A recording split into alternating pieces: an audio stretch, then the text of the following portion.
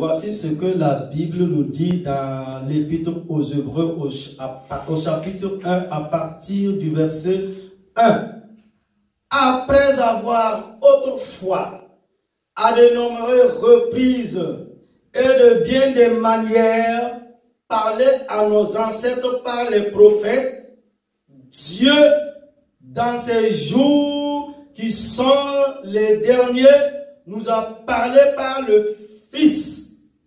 Il a établi héritier de toutes choses. Et c'est par lui aussi qu'il a créé l'univers. Le Fils est le reflet de sa gloire et l'expression de sa personne. Il soutient tout par sa parole puissante. Après avoir accompli au travers de lui-même la purification de nos péchés, il s'est aussi assis à la droite de la majesté divine dans les lieux très hauts. Ô Seigneur, que la gloire et l'honneur te reviennent en ce jour. Dans le passé, tu as parlé.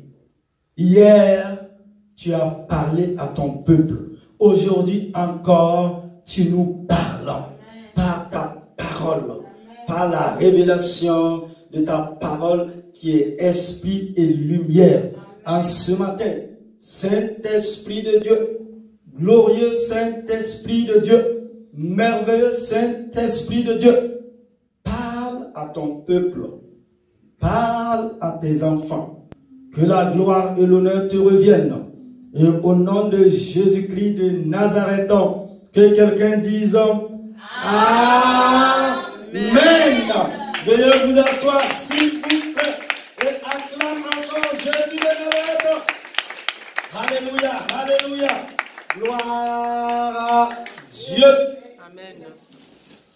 Je vous invite ce matin à prendre vos Bibles avec moi. Amen.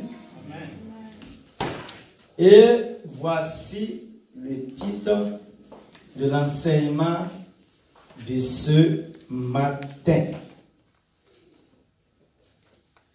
Que faire lorsque Dieu reste silencieux? Que faire? Je pose la question en ce matin à toi mon frère, à toi ma soeur. Que faire lorsque Dieu reste silencieux? Et comme texte biblique de référence, nous lisons dans le psaume 35, verset 22.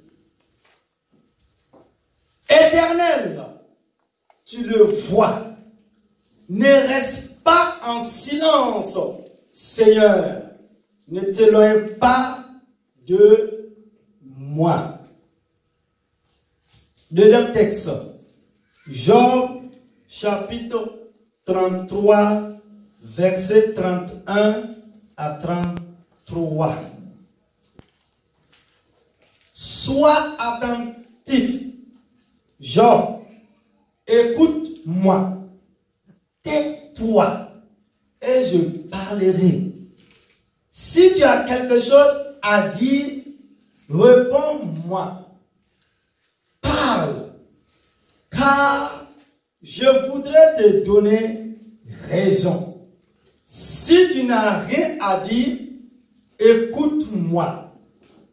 Tais-toi et je t'enseignerai la sagesse. Amen.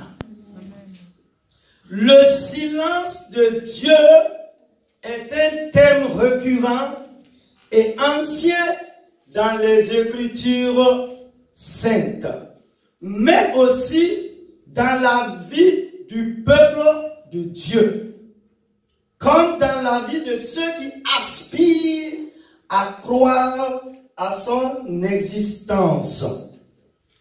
Les chrétiens, sur le peuple de Dieu, les enfants de Dieu, sont les premiers de concerter par ce que certains appellent le silence de Dieu. Ils se demandent aussi souvent que ceux qui ne connaissent pas, pourquoi il n'intervient plus souvent dans le cours des événements. Pourquoi il ne leur parle pas dans leur situation difficile. Et ce sentiment du silence de Dieu est parfois plus large. Nous prions pour du changement dans nos vies, nos circonstances et notre famille. Mais après un certain temps, lorsque nous avons l'impression que rien ne change, nous sommes tentés de dire que Dieu reste silencieux dans nos circonstances difficiles. C'est là alors que nous avons le sentiment d'avoir fait tout ce qu'il fallait faire. Prier, jeûner, mise en pratique tous les versets bibliques. Se demander si Dieu est silencieux est une question très humaine. Nous projetons sur Dieu notre nature humaine. Pourtant, la différence fondamentale entre l'homme et Dieu est que Dieu est pur esprit, qu'il est éternel et que dans son mode d'être, il n'y a pas de langage, sinon l'amour silencieux. Fondamentalement, en lui-même, Dieu est silence. Mais Dieu nous parle et il nous entend. Dans sa relation avec l'homme, Dieu entre en communication de différentes manières que nous verrons au cours de cet enseignement. Tout devient parole de Dieu à condition d'apprendre à écouter. Pour raisonner l'homme, il s'adapte en lui parlant avec des mots humains. Mais en lui-même, il n'a pas besoin de paroles. Le premier verset de l'évangile, selon Jean, dit: au commencement était le Verbe. Il y a de toute éternité l'amour silencieux du Père, du Fils et de l'Esprit Saint. Si Dieu s'adapte à nous, cela veut dire que nous devons nous adapter, nous aussi, à la façon dont Dieu s'adresse à nous. Y a-t-il une différence entre le silence de Dieu et le silence que nous avons le sentiment de vivre? Tout le travail spirituel, de la croissance de la foi, tout le travail de maturation, de l'expérience spirituelle vise à s'adapter à Dieu, à l'écouter autant qu'il est possible, à nous placer sur la longueur d'onde de Dieu. Bien-aimés frères et sœurs en Christ Jésus, c'est l'objet de notre enseignement de la matinée. Et c'est ce que je vous propose de voir en 2 points. Grand 1. Grand 1. Apprendre à gérer son silence. Apprendre à gérer son silence. Comprendre ce que certains appellent le silence de Dieu nécessite de grandir spirituellement. Petit 1. Il nous faut accepter de ne pas tout comprendre et tout savoir. Waouh! Il nous faut accepter de ne pas tout comprendre et tout savoir. Avouez qu'il est bien difficile d'accepter un tel mystère. Mais si le Fils de Dieu est venu sur la terre et a souffert sa passion, ce n'est pas seulement pour nous révéler que son Père était un Père infiniment bon et miséricordieux. Il est venu faire à notre place quelque chose que nous sommes incapables de faire par nous-mêmes. Accepter de ne pas comprendre la volonté de Dieu et lui faire totalement confiance, s'abandonner à lui. D'ailleurs, Jésus lui-même a eu du mal à accepter la volonté de son Père. Tout fils de Dieu qu'il était, il a pleinement assumé notre condition humaine. Il a accepté d'être tenté. Quelle humilité, quel abaissement. En effet, un quart d'heure avant d'être arrêté au jardin de Gethsemane, Jésus demande à son Père s'il ne lui serait pas possible de mettre en place un plan bis de la rédemption qui le dispenserait de monter au calvaire. Père, lui dit-il, tout est possible. Et loin de moi cette coupe de souffrance. Marc au chapitre 14, verset 36. Comme il l'a souvent fait au cours de ces nuits, Jésus se met à prier. Il supplie son Père de lui donner le courage d'être fidèle à sa mission. Et il se soumet, il obéit. Père, non pas ce que je veux, mais ce que tu veux. Amen. Amen. C'est ce oui de Jésus à la volonté du Père. Cette obéissance du Fils bien-aimé explique l'apôtre Paul qui répare toutes nos désobéissances, tous nos blasphèmes. Romains 5, 19. À travers son silence, Dieu nous apprend à accepter qu'il est souverain et au contrôle de toutes choses. Et il nous apprend par la force des choses à apprendre à nous abandonner à lui. Nous apprenons, quoi qu'il arrive, à lui faire confiance. Petit 2. Voyons comment plusieurs personnages bibliques ont eu à gérer ce silence. Nous voyons maintenant comment plusieurs personnages de la Bible ont eu à gérer ce silence. Et premièrement, nous voyons la parabole d'un ami dans le besoin. Quelqu'un qui est dans le besoin. Luc au chapitre 11, versets 5 à 13.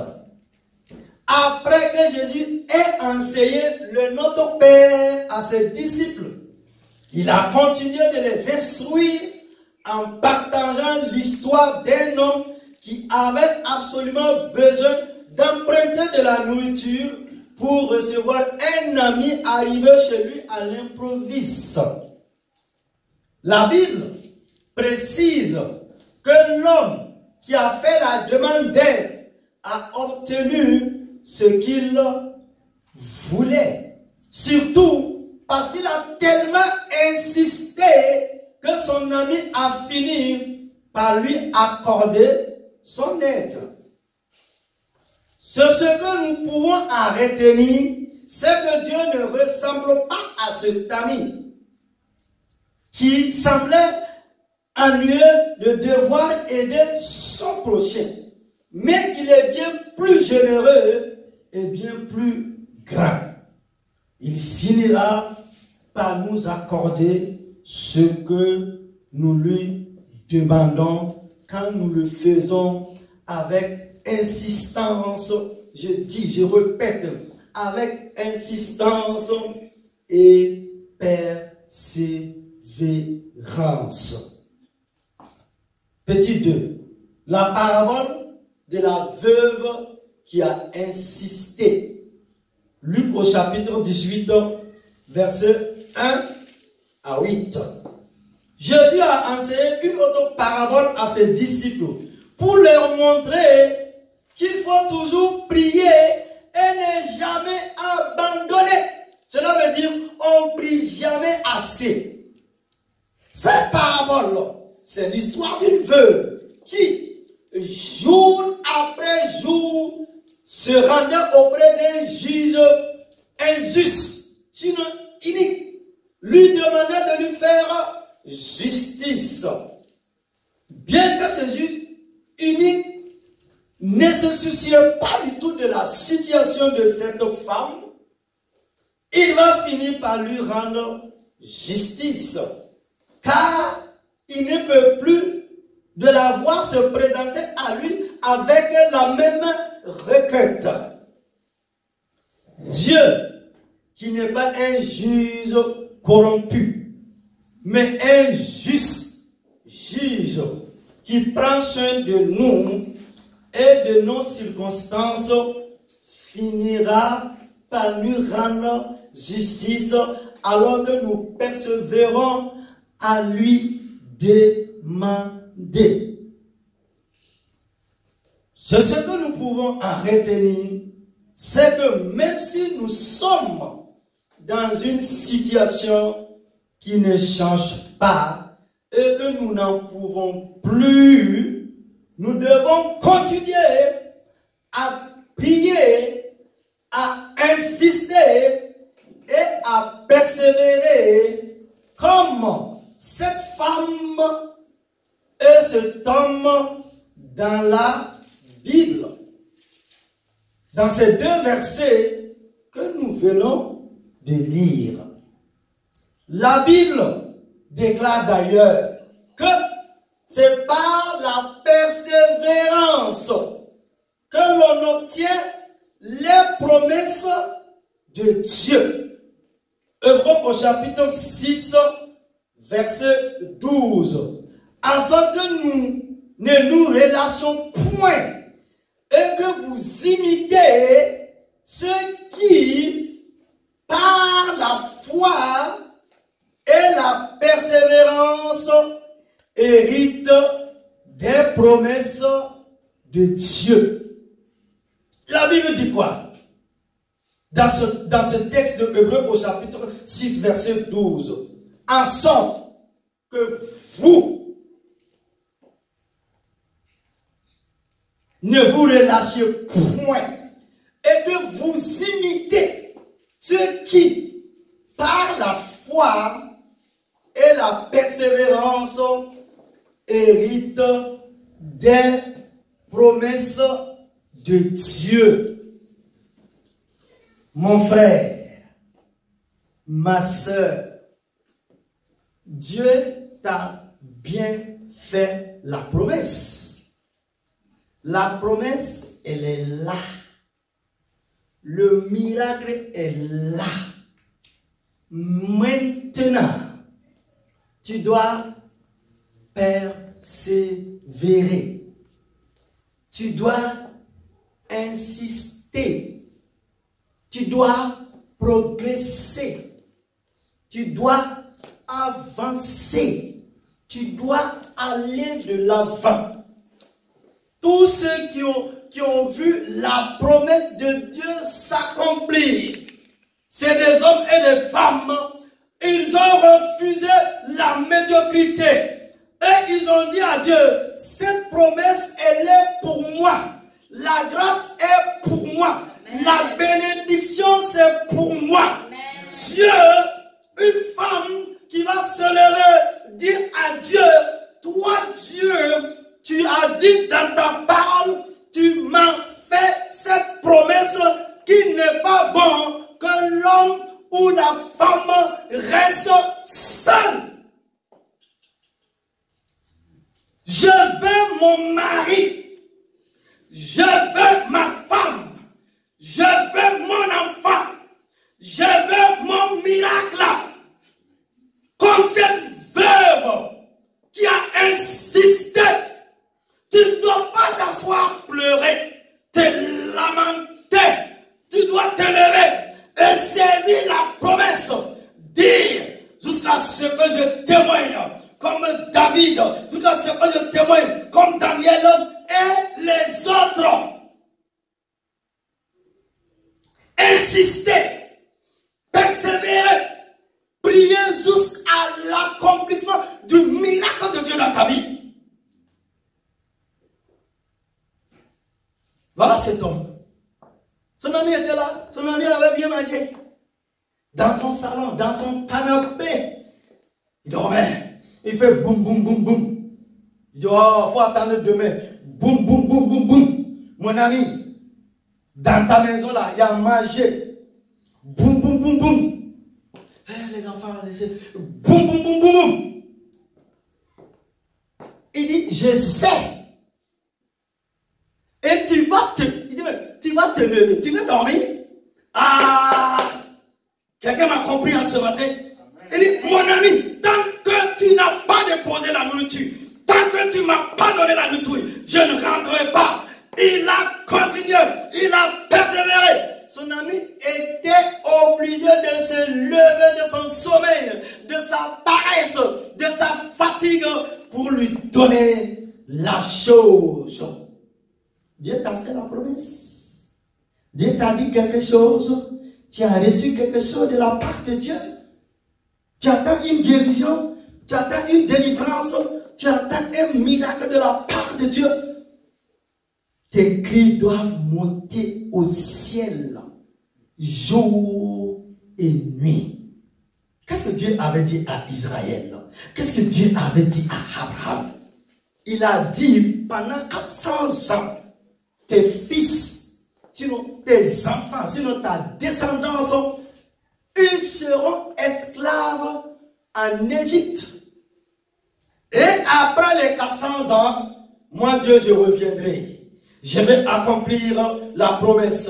Et ils vont emprunter le route de Canaan, le pays de la délivrance, le pays de la guérison, le pays du miracle, le pays de l'accomplissement de la réalité de la toute-puissance de l'éternel Dieu. Voilà que 400 ans se sont écoulés. Où est la promesse? Où est l'accomplissement de la promesse? 30 ans de plus. La Bible dit quoi? Israël a crié. Israël a crié. Israël a crié. Et malgré qu'ils ont crié, Pharaon ne voulait même pas les lâcher. Pharaon voulait les retenir esclaves. Les cris, la douleur, cela a touché le cœur de Dieu. Et Dieu a frappé l'Égypte. Et son peuple a été délivré. Et ils ont emprunté le chemin de Canaan. Qu'il en soit ainsi pour toi ce matin, au nom de Jésus-Christ de Nazareth. Amen. Amen. Oh, Seigneur. Grand 2. Comprendre ce que nous appelons le silence de Dieu. Comprendre ce que nous appelons le silence de Dieu. Notre accès à Dieu dépend des niveaux de conscience dans lesquels nous sommes.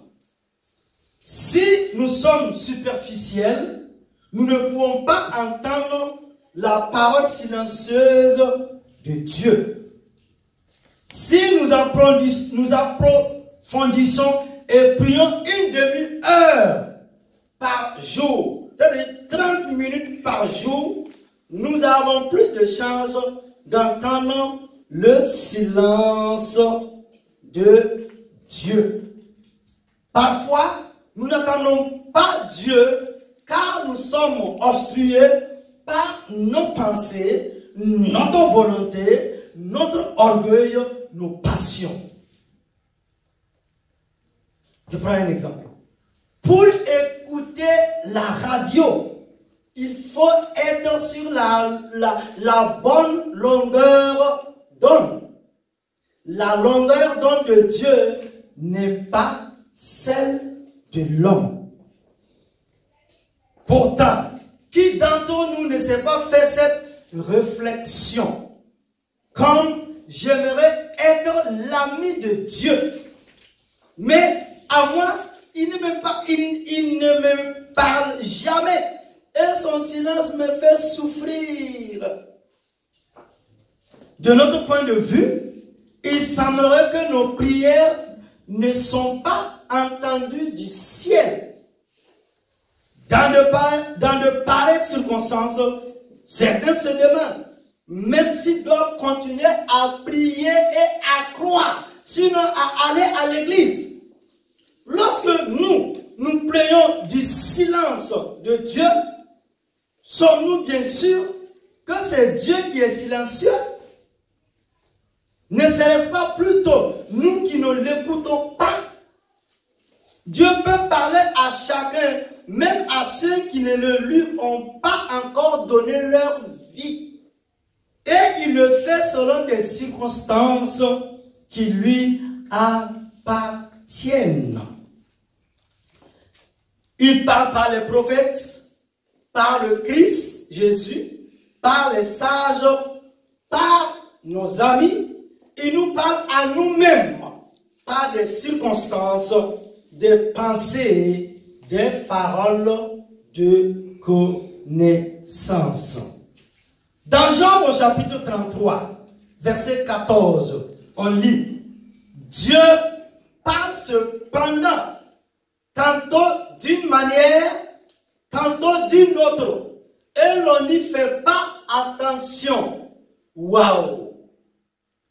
Donc, Jean, le patriarche nous dit ici, Dieu parle cependant, tantôt d'une manière, tantôt d'une autre, et l'on n'y fait pas attention. Maintenant, je vous pose la question en ce matin, Église, peuple de Dieu, vous qui nous suivez. Comment Dieu parle-t-il? Ou bien quelqu'un va dire, pasteur, comment Dieu parle-t-il? C'est Dieu qui est grand, c'est Dieu qui est puissant, c'est Dieu qui est éternel, qui n'a ni commencement, qui n'a ni fin. Et voici ce que la Bible nous répond. Il peut nous parler de bien des façons, par des textes de sa parole, quand nous la lisons, par des pensées qu'il suscite en nous, par les ministères qu'il a donnés à son Église, par des dons spirituels, des prophéties, des paroles de connaissance, par des amis chrétiens, par les circonstances que nous traversons, parfois même par des songes ou des visions. Voilà comment Dieu parle. Le problème est rarement que Dieu ne parle pas, mais plus souvent que nous ne sommes pas à son écoute. Nous parlons trop. Nous parlons trop. Prions, supplions, mais souvent ne cherchons pas à écouter.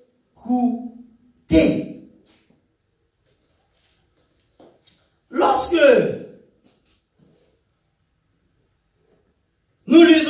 chaque jour en priant pour que Dieu vous aide à comprendre ce qu'il veut vous dire. Passons-nous du temps dans le silence devant Dieu et en lui demandant de nous rendre sensibles à sa voix. La Bible dit dans Ésaïe 50, verset 4, la deuxième partie du verset 4, disait, il réveille, oui, matin après matin, il réveille mon oreille pour que j'écoute comme le font des disciples. Parfois même, nous n'entendons pas sa voix parce que sa réponse ne correspond pas à ce que nous attendions. Mais Dieu, comme un bon père responsable, sait exactement ce qui est le meilleur pour son enfant. Et il a le droit de répondre oui, non, plus tard ou d'une autre façon.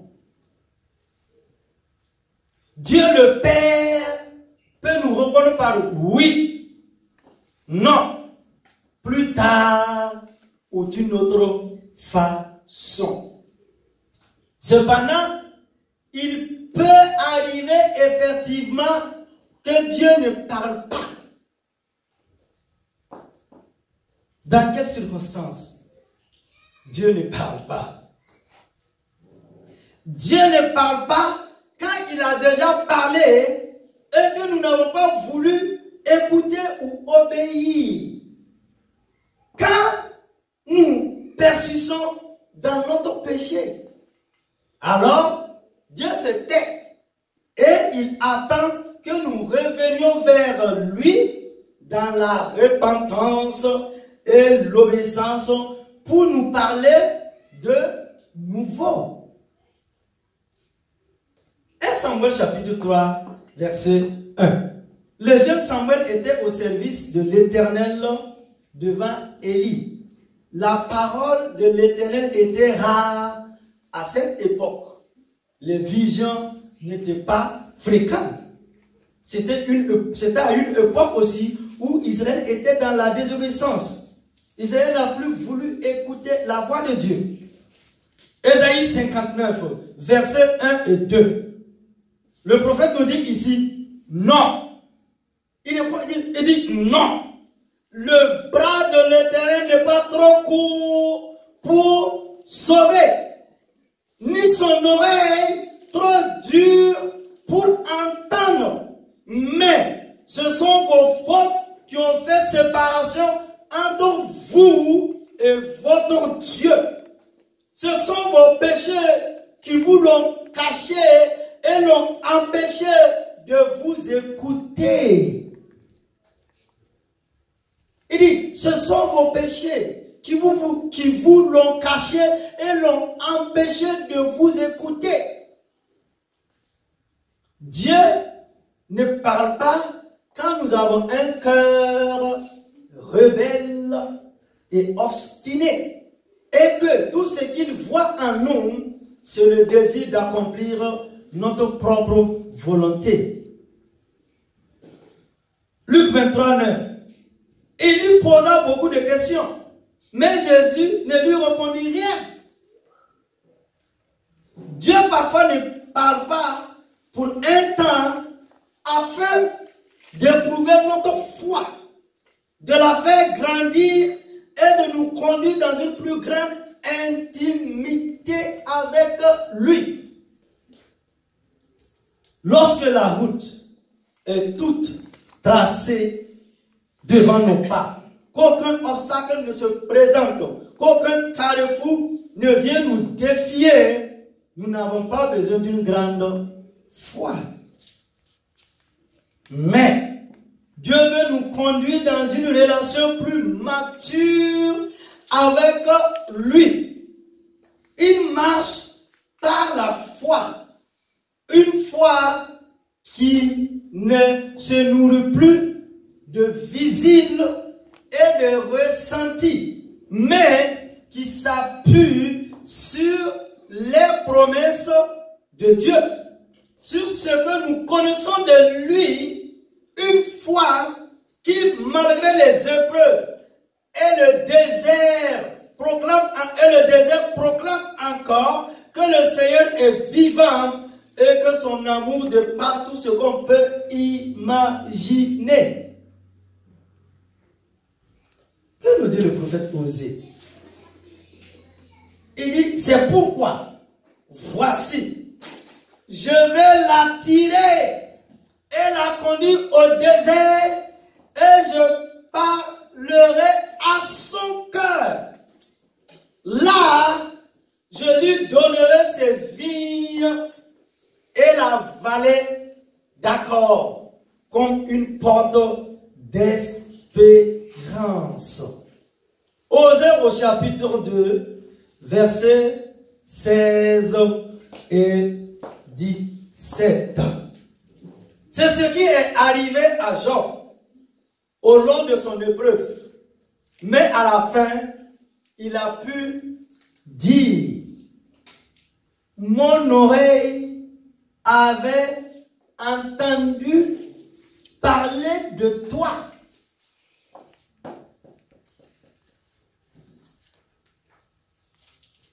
Donc, il ne connaissait pas Dieu. Vous êtes d'accord avec moi? Il dit, mon oreille avait entendu parler. Parfois, nous avons entendu parler de Dieu. Et il dit, mais maintenant, monsieur, mon œil te voit. Hier, tu as entendu parler de qui est la personne de Jésus-Christ de Nazareth. Tu as entendu. Est-ce que tu as vu? Est-ce que tu as touché? Est-ce que tu as expérimenté? Et ensuite te lever dans l'assemblée de ton peuple et dire, Dieu est fidèle, Dieu est puissant, Dieu est grand, Dieu est glorieux. C'est face à la difficulté, mon frère, ma soeur, c'est face à la maladie, c'est face à l'épreuve que tu vois la puissance de Dieu se manifester dans ta vie. Là où les hommes ont dit, c'est impossible. Le ciel te dit, c'est possible.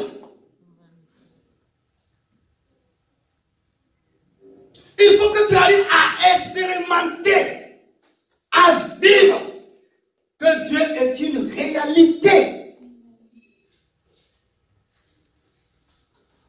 Donc si Dieu te fait passer par des épreuves, si tu te fais passer par des difficultés, comme l'a dit le prophète Osée, il t'a attiré dans le désert, ça veut dire Dieu veut parler à ton cœur. Il veut ton cœur. Est-ce que dans l'épreuve, tu vas continuer à l'aimer? Le jour où Jésus a dit à ses disciples, à la foule qui était là, vous m'aimez? Vous voulez me suivre? Prends ta croix et suis-moi. Les disciples ont retourné. Pourtant, il y a eu une multiplication de pain.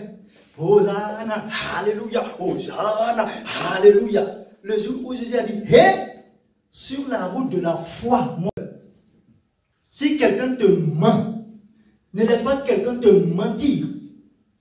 Sur la route de la foi, il y a épreuve, il y a difficulté d'air. Jésus a dit quoi? Vous aurez des épreuves, vous aurez des difficultés, mais prenez courage, persévérez, avancez, allez de l'avant. J'ai vaincu le monde. Lui-même, quand il est venu sur la terre des hommes, soyons pratiques. Dieu est pratique. Soyons pratiques. Jésus a eu faim, non? Un jour, on a dit à Jésus de payer impôt. Les factures étaient là. Judas, lui, il est là. Il dit, maître, la caisse, dans la caisse, il n'y a pas l'argent. Hein? Mon ami, tu me comprends? Judas dit, Jésus dit à Pierre, ils vont voir la manifestation de la puissance du royaume de Dieu. Moi, je viens d'un autre royaume. Et ce royaume est venu pour influencer les royaumes de la terre. Il dit, prends la motion. Pierre était là. Il dit, cours à la mer. Va jeter le premier poisson que tu vas pêcher là. Tu vas ouvrir la bouche du poisson. Tu vas trouver lingot d'or. Et c'est pas l'argent de César. Il dit, tu vas trouver lingot d'or. Tu vas payer ton impôt et mon impôt. Waouh! Waouh! Quelle démonstration de puissance, de gloire. Lui qui est venu de Dieu, le Saint de Dieu, qui était dans la gloire.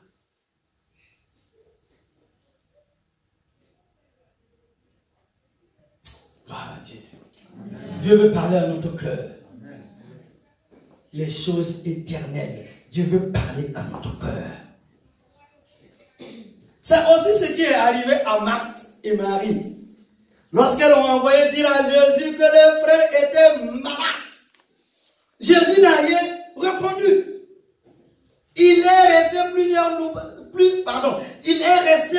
jours là-bas où il était.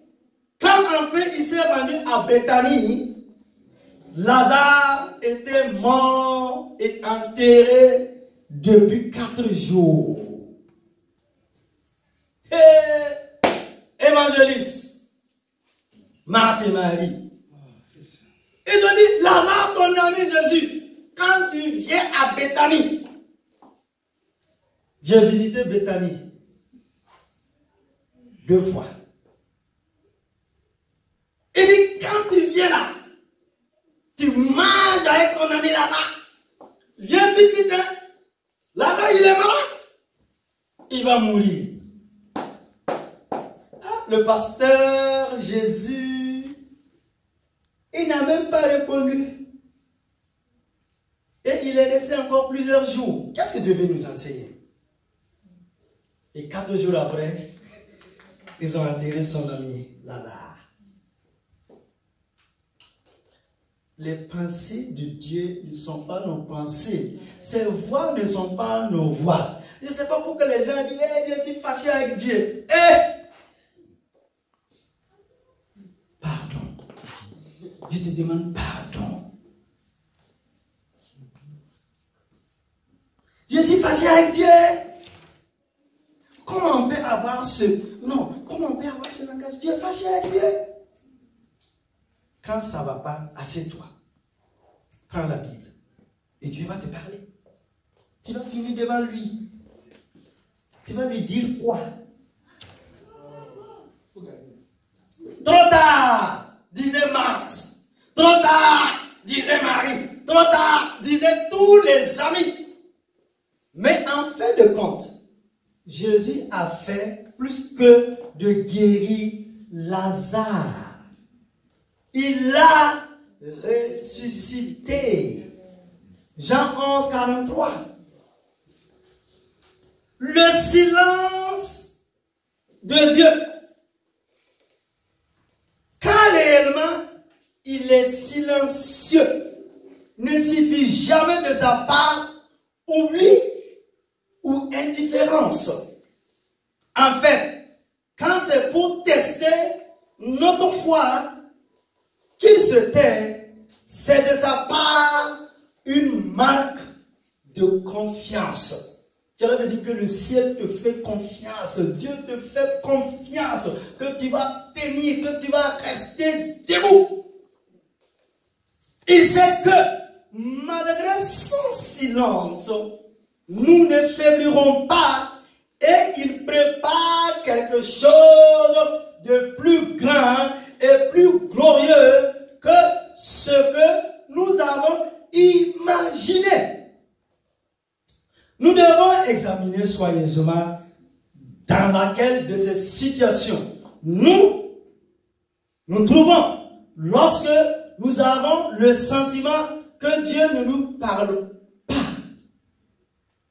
nous devons aussi nous laisser renouveler dans notre foi, sachant que Dieu nous aime et que Dieu ne pourra nous séparer de son amour. Oh, alléluia.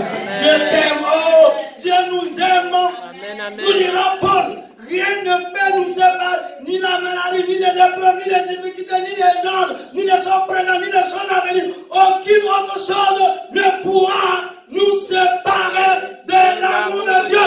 Amen. Tu l'as dit dans ton cœur. Tu l'as dit dans ton cœur. Tu l'as dit dans ton cœur. J'ai décidé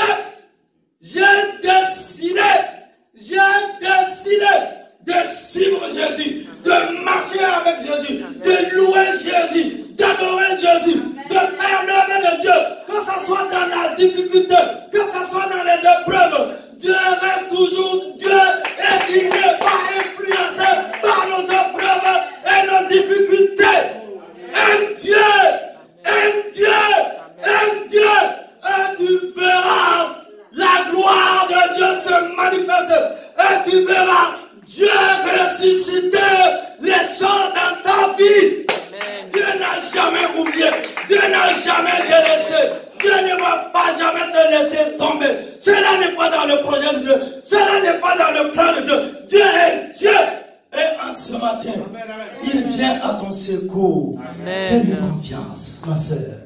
Fais-lui confiance. Un tout petit peu. Fais-lui confiance seulement. Il a fait dans le passé. Aujourd'hui encore. Il va le faire. Jésus a dit, cherche d'abord les choses de Dieu. Cherche le royaume de Dieu. Toutes ces choses, nous, c'est que nous disons bénédiction. Parfois les gens prophétisent des choses. Mais vous là, posons là. Non, revenons sur terre là. C'est que nous on appelle là, bénédiction. C'est voiture, hein, mon ami, voiture. C'est maison. C'est château. C'est villa.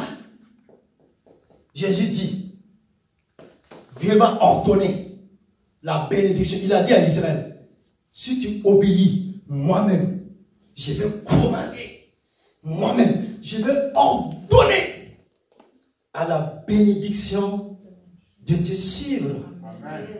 Et Paul dira, Dieu nous a déjà bénis. Paul dit, de toute bénédiction dans les lieux célestes. Et femme, homme, si Dieu t'a pas encore donné l'enfant, tu dois faire comme Anne, comme Sarah, comme Élisabeth, comme la maman de Samson. Israël était en difficulté. La femme était stérile.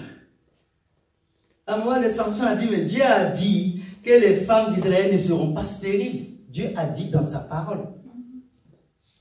Elle est sortie dans les champs et l'ange est venu parler à cette maman. Il dit, il y a un enfant qui va venir dans ton sein. Il est déjà onctionné même. Je dis, mon ami, il est déjà onctionné. Quand il va naître, il sera le libérateur de tout Israël. Tous les enfants qui sont nés avant cet enfant n'ont pas bénéficié de cette grâce, de cette gloire de Dieu. C'est ça Dieu, mon ami. Samson a influencé ou pas? Tu dois être déterminé. Quelqu'un de déterminé. Quelqu'un de courageux. Ah non. Faut pas laisser Satan t'influencer. Tu dis, Dieu, aujourd'hui on est sur la montagne. Demain. Non. Ok. Gloire à Dieu. Amen. Je vais conclure. Je vais conclure l'enseignement de ce matin.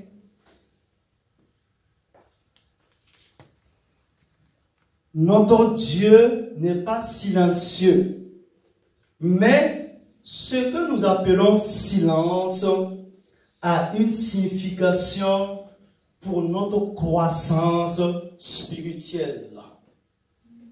le Dieu Tout-Puissant, puisqu'il est souverainement bon, ne laisserait jamais un mal quelconque exister dans ses œuvres. S'il n'est pas assez puissant et assez bon pour faire sortir le bien du mal lui-même, en effet, après la mort au ciel, nous comprendrons tout le bien que Dieu aura réussi à produire à partir des maux qui affligent ses enfants. Car Dieu fait tout concourir à notre bien. Romains chapitre 8, verset 28. Toutes choses, je dis toutes choses, l'apôtre de tous les temps dit toutes choses concourent au bien de ceux qui aiment Dieu. Amen. Tiens-toi debout, mon frère, ma soeur. Amen, amen. Nous allons faire la prière finale. Non, à retenir. Qu'est-ce que tu dois retenir? Tiens-toi debout, s'il te plaît, mon frère, ma soeur. Oh, alléluia. Oh, alléluia. Oh, alléluia. J'aime ta présence, Saint-Esprit de Dieu. Oh, alléluia. Oh, alléluia. Fondamentalement, Dieu est silence. Il s'adapte aux humains avec des mots par amour. Ça, c'est un. Deuxièmement, ce que tu dois retenir de l'enseignement de ce matin. Lorsqu'il décide de ne pas s'exprimer, le silence de Dieu ne signifie pas qu'il est absent. Vous êtes d'accord? Lorsque Dieu décide de ne pas s'exprimer, le silence, son silence ne signifie pas qu'il est absent dans notre vie. Troisièmement, à travers son silence, Dieu nous apprend à accepter qu'il est souverain, au contrôle de toutes choses. Amen. Oh, alléluia. Dieu est souverain, il a le contrôle dans ta vie. La fin de ta vie vaut mieux que le commencement. Amen. Tu peux commencer avec des difficultés, des hauts et des bas, mais tu vas finir ta vie dans l'excellence, dans la gloire, dans la victoire et dans le témoignage pour la gloire de ton Dieu. Oh, merci Seigneur. Tu nous aimes, Seigneur. Oh, alléluia. Avec une foi profonde, nous allons prier. Nous allons proclamer ensemble. Éternel mon Dieu. Éternel mon Dieu. Et alléluia. Éternel mon Dieu. Éternel mon Dieu. Pour mon frère Jésus. Pour mon frère Jésus. Tu es aussi resté un temps silencieux alors qu'il était à la croix. Tu es aussi resté un temps silencieux alors qu'il était à la croix. Comme lui, je vais apprendre que ton silence ne signifie pas absence. Comme lui, je veux apprendre que ton silence ne signifie pas absence. Je vais confesser ce matin que malgré ce silence, tu me donneras la victoire sur ces épreuves. Je veux confesser ce matin que malgré ce silence, tu me donneras la victoire sur ces épreuves. Alléluia. Ta capacité à venir à mon secours n'a pas changé. Ta capacité à venir à mon secours n'a pas changé. Ta capacité à venir à mon secours n'a pas changé. Ta capacité à venir à mon secours n'a pas changé. Ta capacité à venir à mon secours n'a pas changé. Ta capacité à venir à mon secours n'a pas changé. Oui, je verrai ta gloire se manifester dans ma vie. Oui, je verrai ta gloire se manifester dans ma vie. Oui, je verrai ta gloire se manifester dans ma vie. Oui, je verrai ta gloire se manifester dans ma vie. Oui, je verrai ta gloire se manifester dans ma vie. Oui, je verrai ta gloire se manifester dans ma vie. Au nom de Jésus. Au nom de Jésus. Au nom de Jésus. Au nom de Jésus. Au nom de Jésus. Au nom de Jésus.